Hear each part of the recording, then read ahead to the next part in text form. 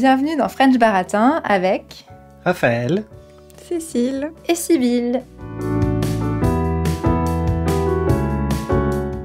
Alors, dans notre épisode principal, j'ai brièvement évoqué le fait que une de mes sources pour comprendre ce qu'avait été le service militaire obligatoire, c'est les vidéos de l'INA. L'-INA, c'est l'Institut national de l'audiovisuel. Et donc, c'est une institution qui archive toutes les vidéos qui sont passées à la télé publique française et les émissions de radio aussi publiques. Et donc, c'est génial parce que assez régulièrement, ils postent des petites vidéos qui étaient passées à la télé française il y a 20 ans, 30 ans, voire 50 ans, 70 ans. Ils les postent sur YouTube. Donc, on peut retrouver des petites émissions du passé et se rendre compte de la façon dont les gens parlaient, de leurs préoccupations, des opinions de l'époque. Et ce qui peut être très intéressant pour vous qui apprenez le français, c'est que assez souvent, les personnes du passé, notamment dans les années 60, 50, 60, encore un peu 70, les gens parlaient lentement. Donc ça peut être pas mal pour des personnes qui apprennent le français. Alors, il y a parfois un vocabulaire qui peut être un peu plus compliqué, mais sur YouTube, vous pouvez souvent avoir des sous-titres. Et surtout, ce que je trouve très agréable dans ces vidéos, c'est que les journalistes laissent le temps de s'exprimer aux personnes qu'ils interviewent un peu plus qu'aujourd'hui. Donc là aussi, ça va moins vite, on a le temps de comprendre la pensée des gens. Il ne faut pas pour autant idéaliser la manière dont on parlait français dans le passé, puisque très souvent dans les commentaires sur YouTube, vous verrez des tas de gens nostalgiques qui vont vous dire « Ah, dans le passé, à cette époque-là, les gens avaient un vocabulaire plus riche, ils parlaient mieux. » Et en fait, c'est vraiment beaucoup parce que les personnes interviewées venaient des meilleurs niveaux sociaux et c'est pour ça qu'ils ont un vocabulaire développé. Et puis, c'est aussi cette manière plus lente de parler qui impressionne. Mais quand j'ai regardé, par exemple, un petit reportage de l'INA en 1981 sur le service militaire, bon, là, il y avait un jeune garçon qui n'avait pas beaucoup de vocabulaire non plus. Mais voilà, en tout cas, c'est quand même très sympa de pouvoir se plonger dans le passé en vidéo. Et donc, je voulais vous demander, Cécile et Raphaël, est-ce que vous avez déjà regardé des vidéos de l'INA ? Est-ce que vous aimez ça? Est-ce qu'il y en a une qui vous a marqué? À la fin de la saison 2, j'ai préparé un épisode sur la politesse que vous pouvez aller écouter. Les Français sont-ils mal polis? Et dans ce contexte-là, j'ai regardé effectivement un petit reportage de l'INA sur où des gens étaient interrogés dans la rue pour savoir s'ils trouvaient... S'ils disaient des gros mots. S'ils disaient des gros mots, voilà, exactement. Et je me souviens, on l'avait regardé ensemble, c'était en 1981, ce reportage. Voilà.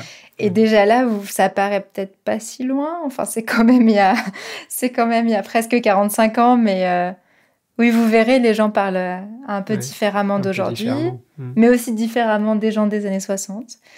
Et oui, cette vidéo était très rigolote et je me souviens que tu avais voulu l'utiliser en intro, mais par contre, si on veut diffuser du son de l'INA, ça coûte très cher. Donc, en fait, on avait plutôt reproduit un petit peu l'idée en interviewant des personnes de ma famille pour savoir si elles disaient des gros mots.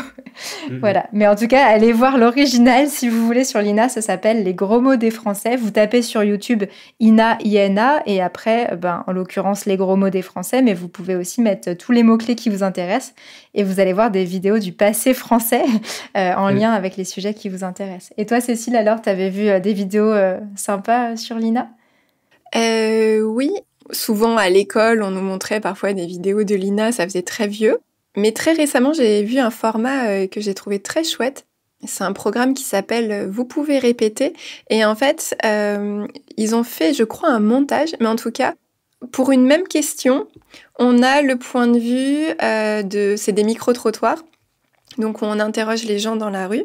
Et en fait, ils posent la même question à deux époques différentes. Et du coup, ça montre la différence, je sais plus, il y a en 1970 et en 2000, 2010. Ah, c'est génial. Et du coup, c'est génial.